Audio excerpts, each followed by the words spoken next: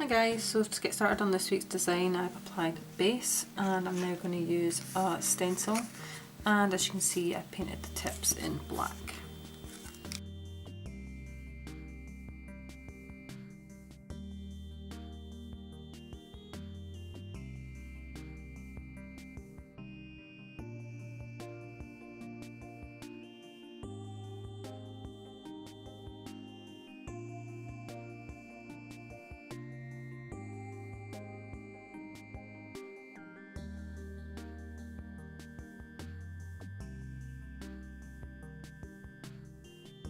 I'm going to fill in the rest of the nail with a scattered silver hollow, and the reason I've done it this way is so that I could avoid the black tip having a kind of gritty feel, or a gritty look to it, sorry, because of this polish being underneath it.